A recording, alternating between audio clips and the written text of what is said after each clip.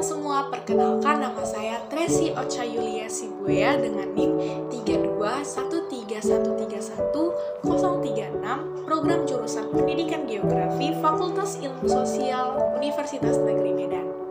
Nah, di sini saya akan membahas salah satu materi dari mata kuliah Geografi Geomorfologi Indonesia yang materinya itu berjudul tentang bentuk-bentuk bentang alam di Kepulauan Indonesia yang terjadi karena pengaruh tenaga endogen. Nah, sebelum beralih ke inti materi, yaitu bentuk-bentuk bentang alamnya, terlebih dahulu kita harus mengetahui apa itu pengertian tenaga endogen. Tenaga endogen, atau sering disebut juga sebagai tenaga konstruktif, adalah tenaga yang berasal dari dalam bumi sendiri. Proses endogen merupakan dinamika di dalam litosfer sebagai akibat dari proses fisika dan kimia yang berupa tekanan terhadap lapisan-lapisan batuan pembentuk litosfer. Tenaga endogen dapat berupa tekanan vertikal dan horizontal, yang dimana tekanan vertikal itu menimbulkan tonjolan di permukaan bumi, sedangkan tekanan horizontal memunculkan lipatan-lipatan muka bumi, retakan, dan pematahan lapisan sampai membentuk sesar. Selanjutnya, tenaga endogen sendiri terbagi atas 3, yaitu tektonisme, vulkanisme, dan seisme.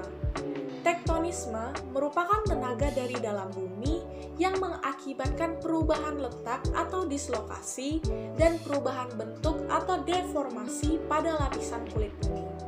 Yang kedua itu ada vulkanisme, yang dimana vulkanisme itu merupakan peristiwa keluarnya magma ke permukaan bumi. Berkaitan juga dengan proses pembentukan gunung api, yakni pergerakan magma dari dalam litosfer yang menembus lapisan yang lebih atas hingga bahkan ke permukaan bumi. Yang ketiga ada seisme.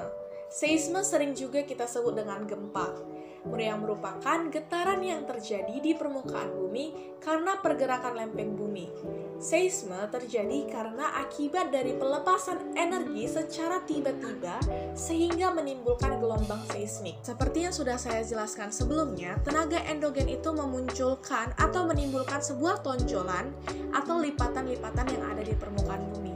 Nah, tonjolan dan lipatan-lipatan yang seperti itu dapat kita lihat dan kita sebut sebagai bentang alam ataupun pemandangan. Bentang alam sendiri mempunyai arti sebagai bagian geografi yang menjadi pemandangan alam atau di daerah di permukaan bumi yang merupakan satu kesatuan. Ada beberapa jenis bentang alam, seperti gunung, lautan, pulau, bukit, pantai, dan lain sebagainya yang tersebar di seluruh Indonesia maupun dunia. Bentang alam karena proses endogen merupakan bentang alam yang proses pembentukannya atau proses genetikanya dikontrol oleh gaya-gaya endogen seperti aktivitas gunung berapi, aktivitas magma, dan aktivitas tektonik. Bentuk bentang alam endogen secara geomorfologi dikenal sebagai bentuk bentang alam konstruksional atau disebut dengan constructional landforms. Nah, karena kita sudah membahas dasar-dasar dari materi kita ini seperti tenaga endogen dan bentang alam, maka masuklah kita ke inti materi, yaitu bentuk bentang alam di Indonesia yang terjadi karena proses tenaga endogen serta karakteristik-karakteristiknya. Yang pertama ada dataran rendah. Dataran rendah merupakan wilayah daratan yang memiliki ketinggian 0 sampai 500 meter di atas permukaan laut. Dataran rendah ini cocok untuk kegiatan pertanian, peternakan, perkantoran, perumahan, dan industri. Contohnya di Indonesia ini seperti di kota-kota besar. Yang kedua ada dataran tinggi. Dataran tinggi merupakan wilayah daratan yang berada dalam ketinggian lebih dari 500 meter di atas permukaan laut. Contohnya di Indonesia itu seperti dataran tinggi Dieng. Yang ketiga ada gunung dan pegunungan. Gunung merupakan permukaan bumi yang menonjol lebih tinggi dari permukaan sekitarnya. Gunung memiliki ketinggian lebih dari 600 meter.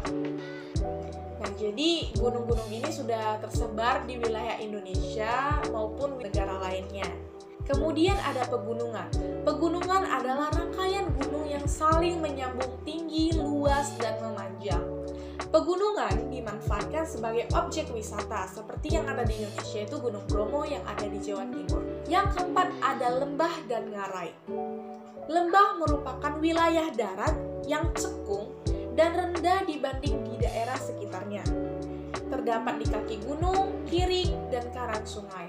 Contohnya di Indonesia ada Lembah Baliem di Papua. Kemudian ada Ngarai.